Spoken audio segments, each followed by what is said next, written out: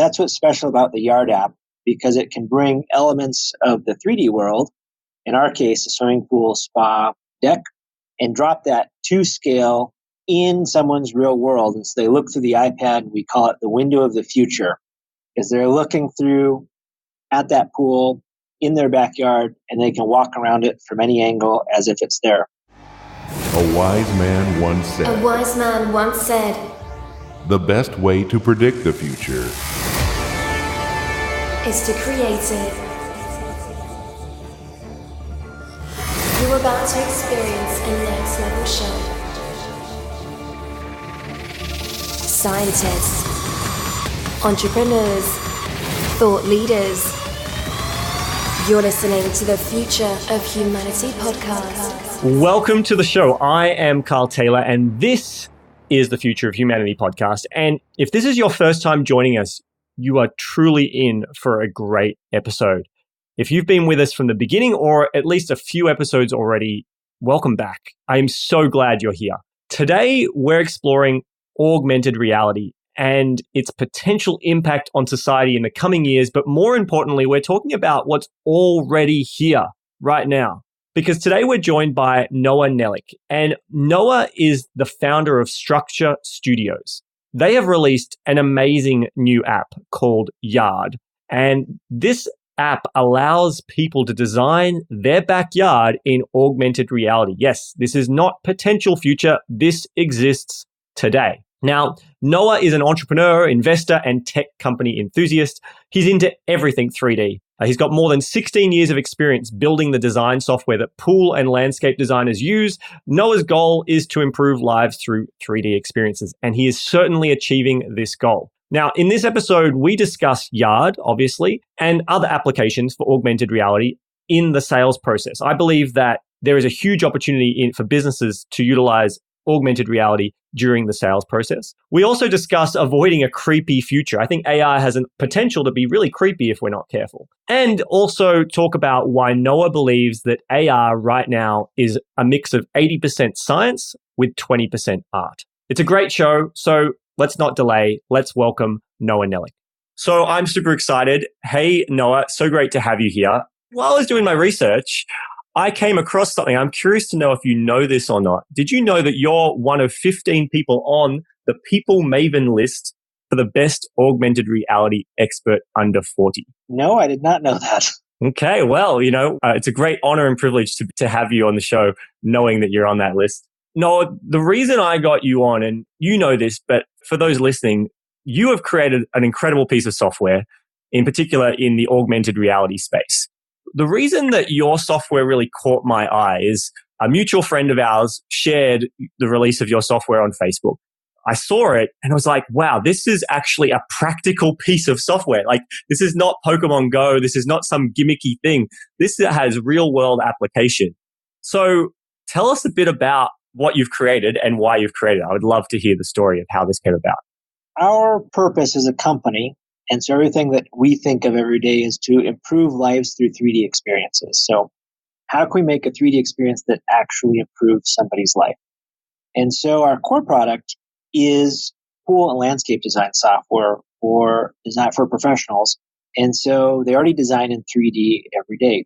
But a huge issue that people have is taking these traditionally 2D flat drawings and visualizing them, how they'll improve their life. In this case, for our company case, it's swimming pools, landscapes. They're highly complex. They're typically the second largest investment a person will ever make. And until a 3D solution comes about, nobody knows what it's going to look like until it's done, which is typically too late if they had something else in mind. And so like with cars or something, a physical product that's created in advance, you can test drive it, you can feel it, you can smell it. With something that's not yet constructed, you have no idea outside of perhaps an artist's rendering of what it's going to look like. But even 3D drawings present a challenge of scale. So if I were to show you a house in 3D, scale is totally relative in a 3D space on a computer monitor. So we felt, what if we could bring that 3D object into the real world to scale, so that an end user could explore it and picture themselves enjoying it or creating memories with it. One of the things I love most, I watched some of your training videos that you provide on your website to people who use your software.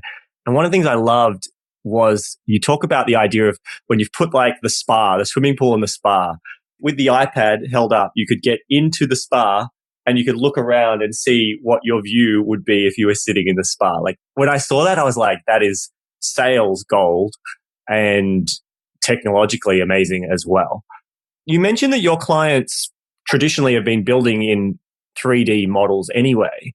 Can you talk me about what exactly that is? What's the difference between what you've built now with Yard, which is the name of your software, compared to the 3D models that are on a computer? What's kind of the difference? So in the 3D models on the computer, or maybe to make it a little bit closer to what augmented reality is, let's say virtual reality.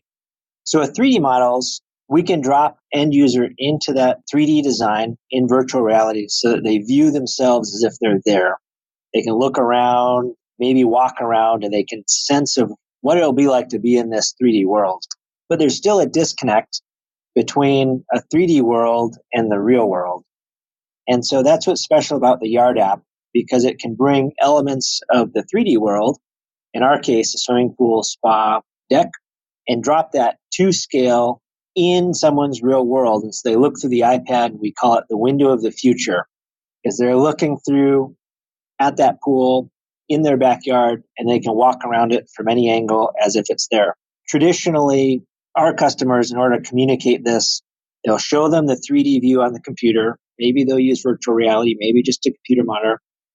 And then the next step, when the homeowner or their client's excited about it, they walk them in their backyard with a spray paint can and spray out the outline of the future project. Like, is this what you had in mind? Sometimes the answer is no. And so with augmented reality, early on in the process, they can draw, they can bring in elements to scale, they can sit in their spa, enjoy the view before it's even built, or, with only a few minutes of time invested on both sides. When I think about that, I think, what kind of results are your clients seeing? From a sales point of view, I mean, you and I are both in business. From a sales point of view, to be able to show something that doesn't exist yet in a almost tangible way must have a huge impact on the ability to sell. What kind of results are your clients seeing who are utilizing this type of technology? Absolutely huge. It's too early, as we've only released it 2 months ago now, to get concrete numbers, but everything we're hearing is it's incredible from two standpoints. One, the visualization standard, the time to close the sale has increased dramatically. The entertainment value, or being memorable in the client's head because it's new technology, sets them apart from anyone else.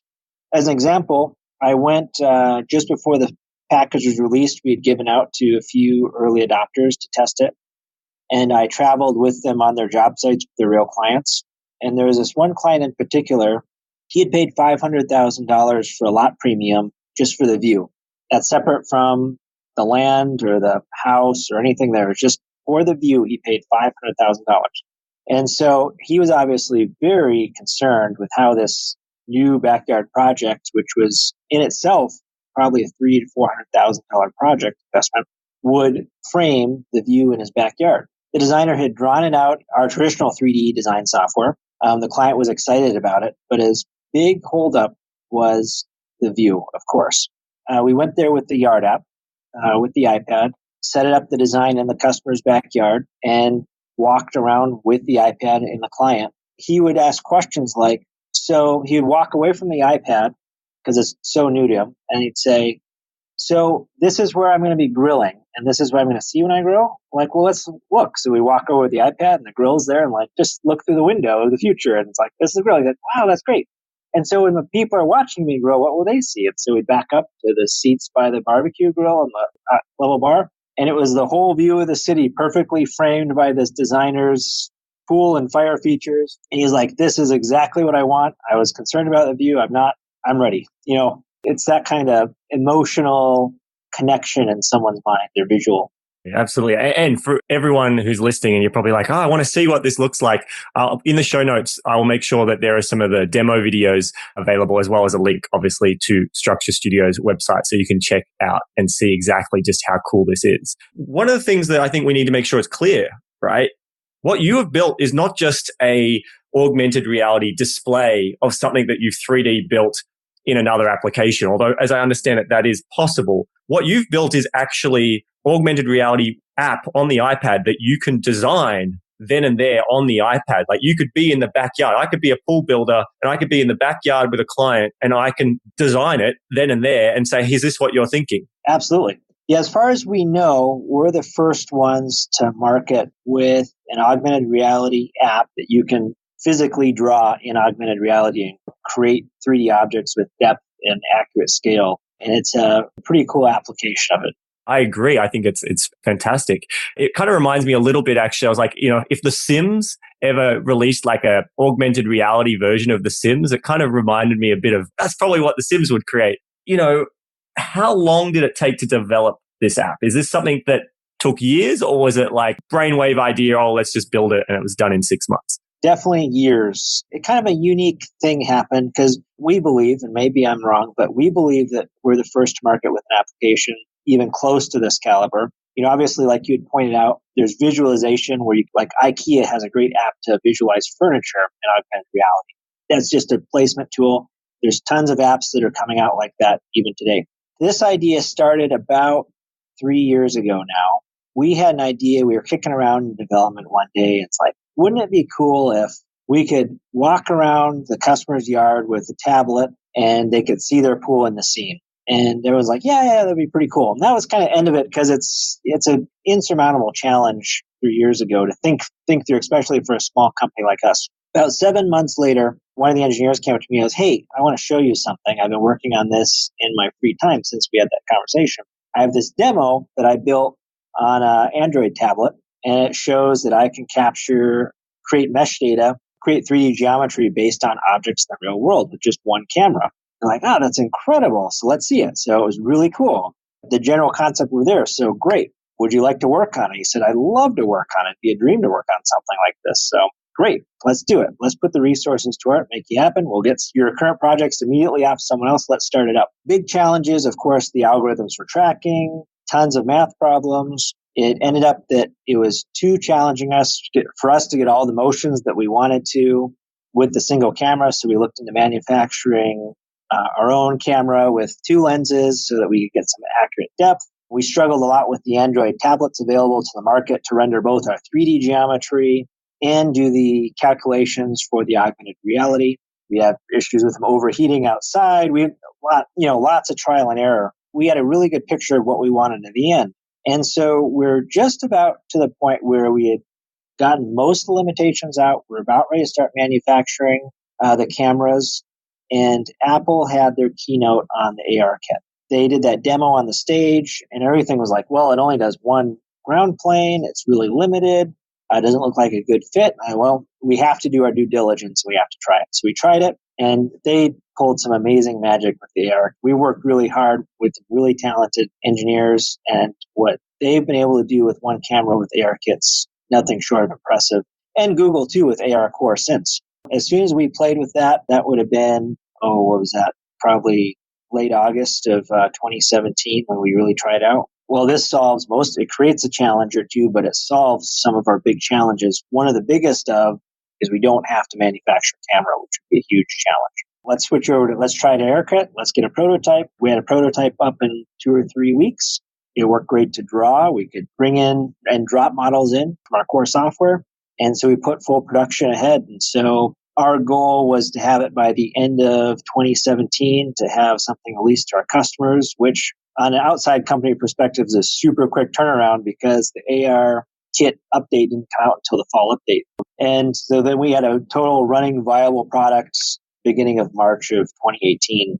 On the surface, it looks like it was really quick, only a few months, but a lot of thought and effort went into it in the early days, which we definitely jumped the gun. We always try and be ahead, which in this case, it looks like that could have hurt us on an investment side of time, but we wouldn't have had our eyes open to jump on that opportunity if we hadn't been working on it so in depth leading up.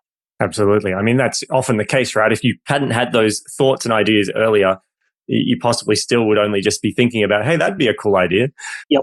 I'm curious, you touched on it slightly, but what are some of the challenges when it comes to especially designing augmented reality? Like for an end user who might not be a math wizard to use your software to design in augmented reality, I mean, what were some of the challenges that you had to overcome with developing this software? I probably think of that like on the the usability side of it, right? Our biggest challenge, it's even the case with ARKit and AirCore with Google, is getting the user to understand what the tablet's doing. That you're literally teaching the tablet what the world looks like and how to move the tablet so it understands. I like to think of it as, picture if you had one eye and you had tunnel vision. So all you could see is like through a tube. How would your brain be able to process if you've never had peripheral vision in your life that the world is 3D?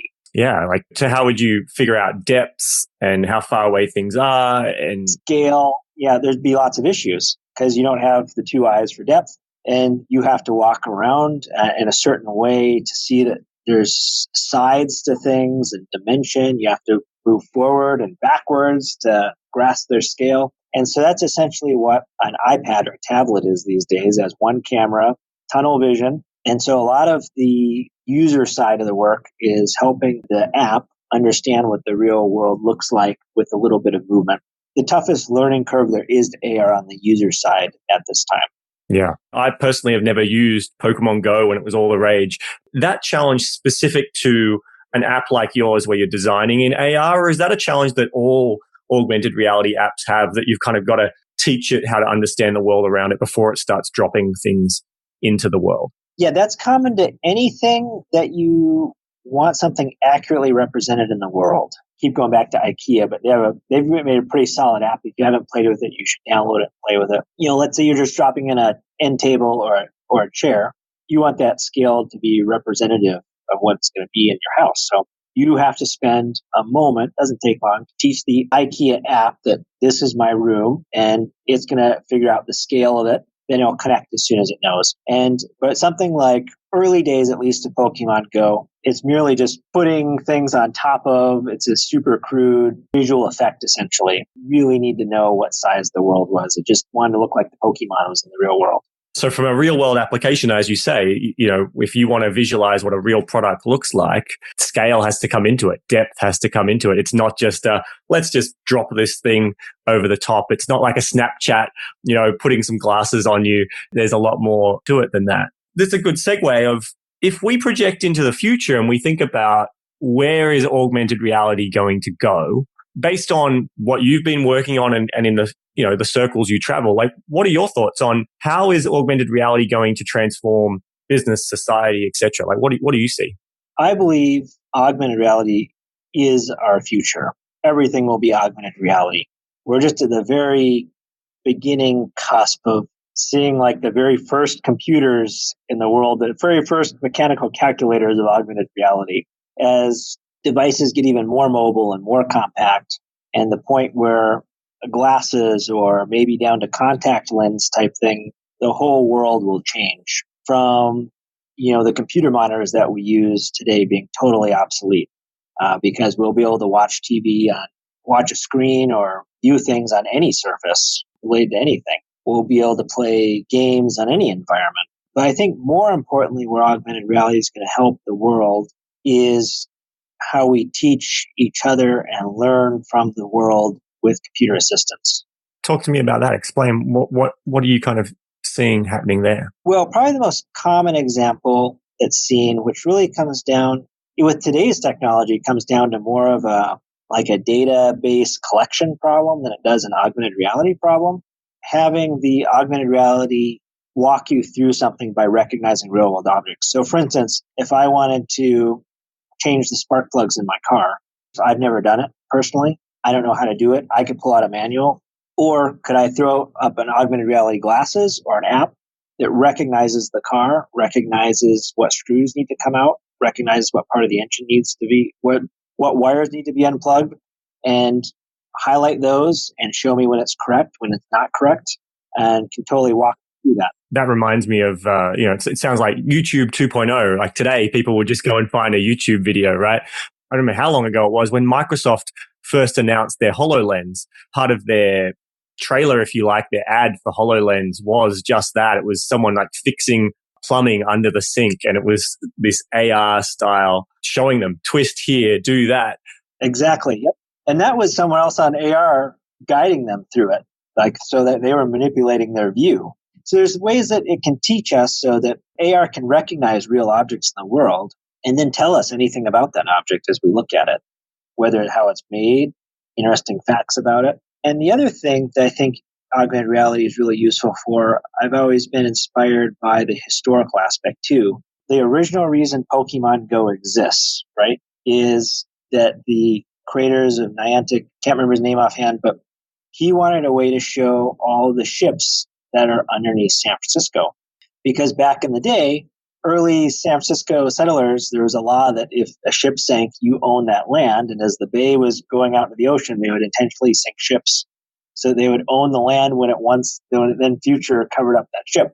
And so throughout the San Francisco area, it's ships. So he was inspired to create an AR app you could look through and see where all the ships are, the bay. And that was the original. So think about that from a history perspective of being able to walk down a street and see how it was 100 or 1,000 years ago. That's a good point. I hadn't really thought about that. Like, I mean, I thought, oh yeah, you could use it to learn. I suppose I'd thought more about virtual reality being the kind of world that you would drop into and see what life was like in a certain period of time. But AR, being able to highlight those different aspects.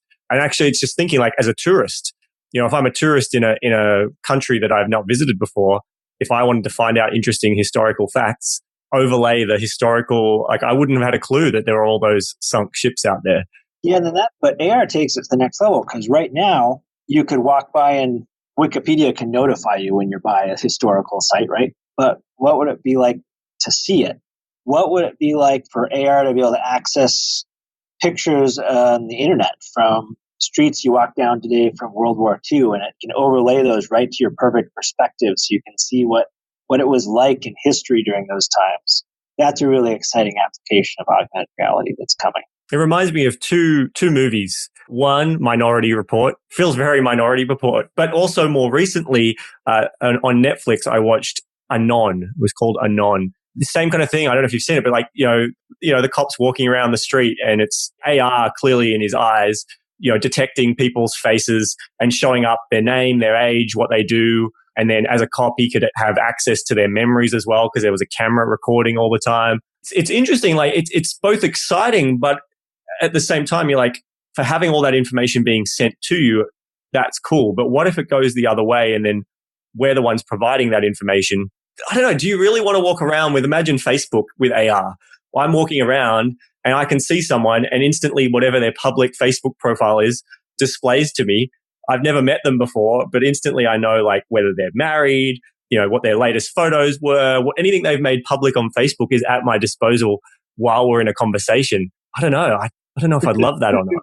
I don't imagine too many people like it. Like the application sounds, that's one of those where the application sounds really cool on the surface, but it's actually really creepy. Like Google Glass, right? Google Glass was a beginning of some of this and it was amazing tech, but the market rejected it.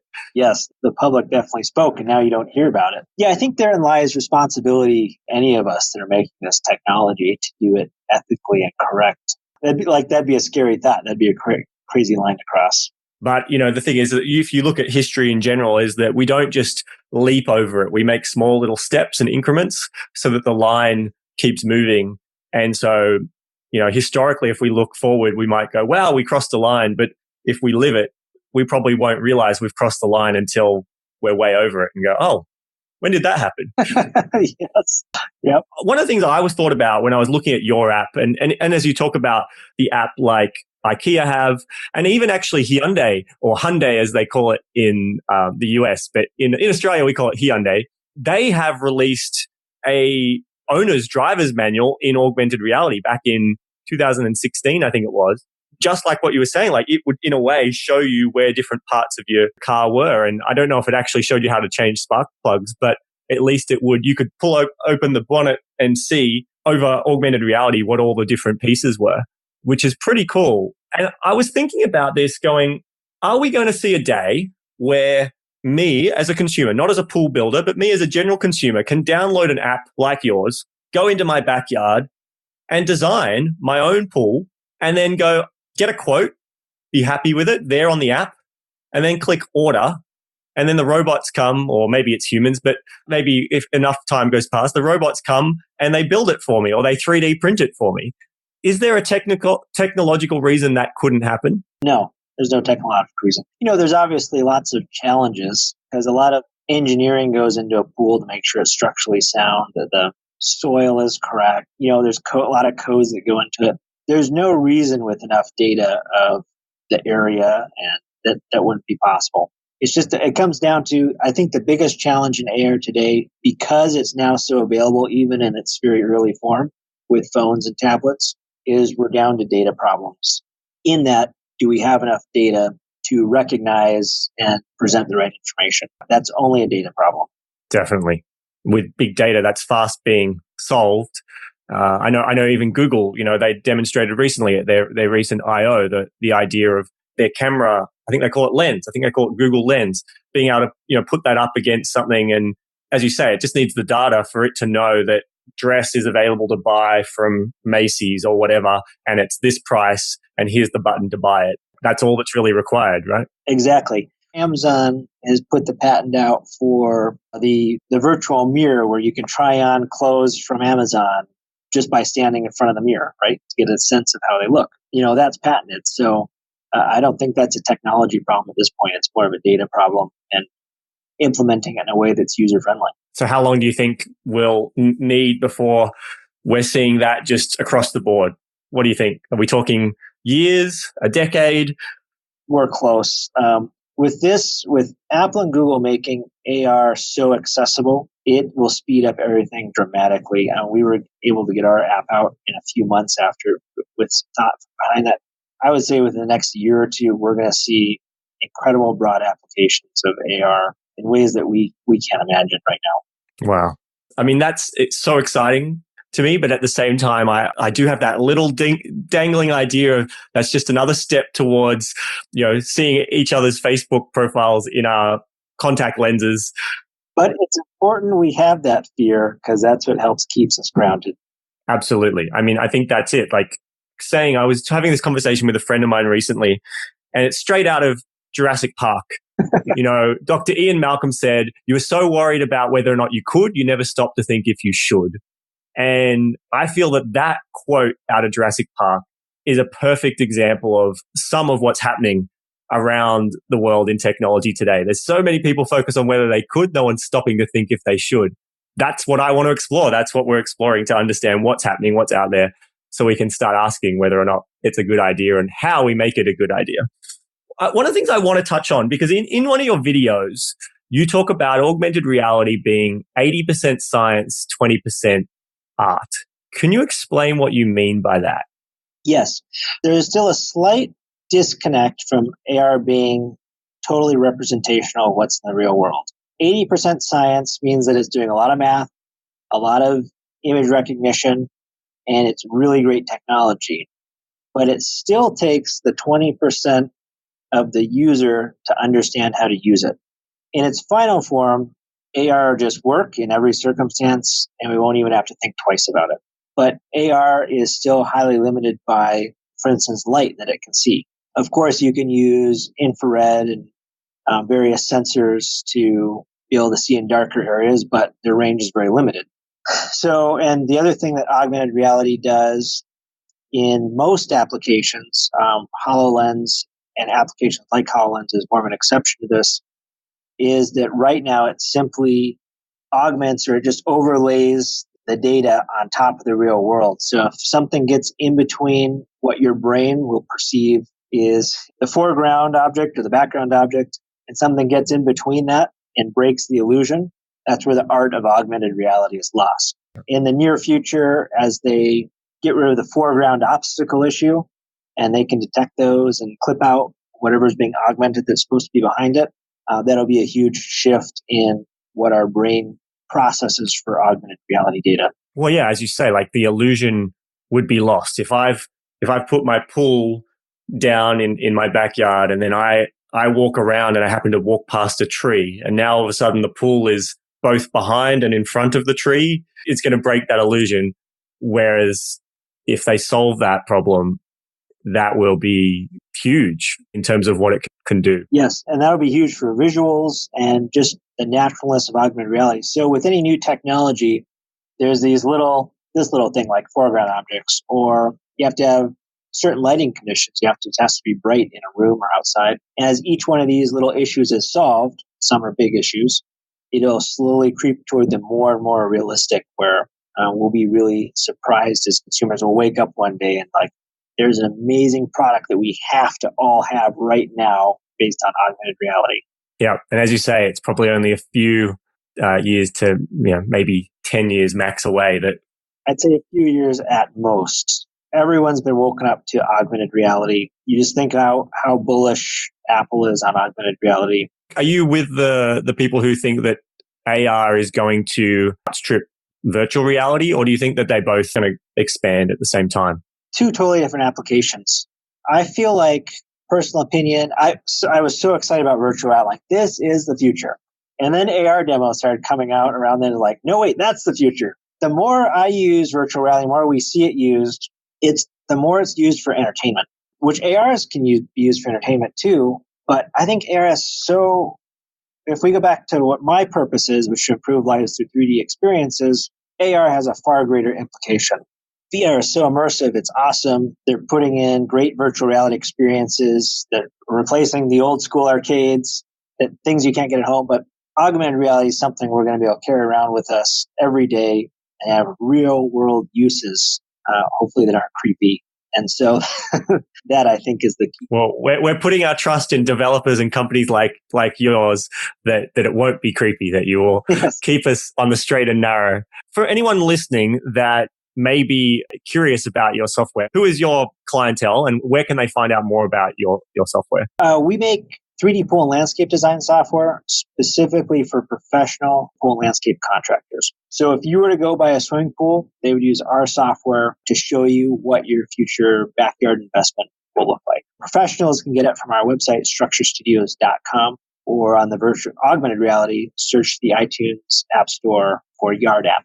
That's awesome. Very cool. Something I want to ask you is, when you think about the future of humanity, are you optimistic, pessimistic? Where do you fall and why? I'm always optimistic because there's a subset of problems in this world which will never be fixed the way humanity is right now. That's always true. There are huge challenges. But overall, you look at humanity, everyone leans toward the good, in my opinion. We all have a moral compass. And as long as everyone works on that moral compass, keeps it in check sometimes by thinking of the worst case scenario. I think a good example of this is voting sites like Reddit, right? Mm-hmm. It's typically, even though you have a lot of negative, bad things and toxic people on there, in the end, what makes it to the top? It's the good content and the good stuff, because overall, the good of humanity overpowers it, makes the best effort. And so I think if you had mentioned to think forward to those future problems, what are those? What do we have to watch out for? But instead of dwelling on them, focus on what can be done about them. Absolutely. The more we focus on the solutions, be aware of the problems, but focus on the solutions, then that's good. And I believe the more we have discussions about it, the more greater awareness there is to the problems, that helps the market. Why did the market not respond well to the Google Glass? The market's attitudes can change. They can be manipulated or they can just change over time. So the more awareness there is so that the market can make an informed decision, I think is important. I love your optimism. It's good. Thank you so much for joining us. I really look forward to seeing what other software you develop and where you go with augmented reality. I'm curious, do you think you'll ever, or maybe you might not know, but do you have plans to move out of the pool and backyard space, or are you going to focus on that niche entirely? Yeah, I don't know. I've been in this space a long time. Here's what it comes down to. I think this is what a lot of founders have, is they say, okay, I've built this platform. Now, am I ready to move on? Every founder that's moved on to another category, another industry that I've spoken to, I always ask, do you regret it?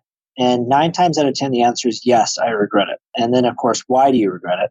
And the reason they say is, well, of course, I poured my life into building this thing that was a passion of mine. Then I thought, well, I can go do this other thing, but I started from ground zero and it wasn't what I expected. Instead, why not build a foundation that we can build and expand off of? That's how I view it. Super happy to be involved in this industry and where we're at.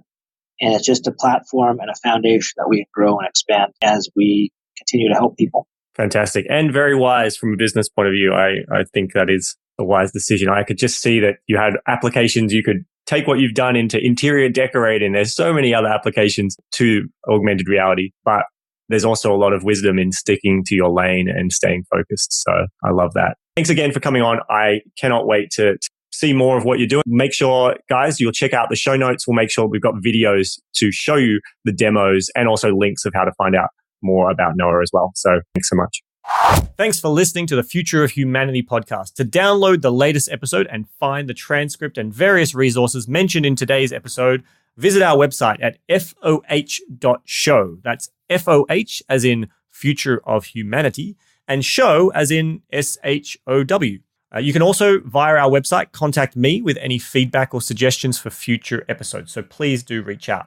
Now, if you haven't already subscribed, you can find the links to subscribe on all your favorite platforms at foh.show/subscribe. That's foh.show/subscribe.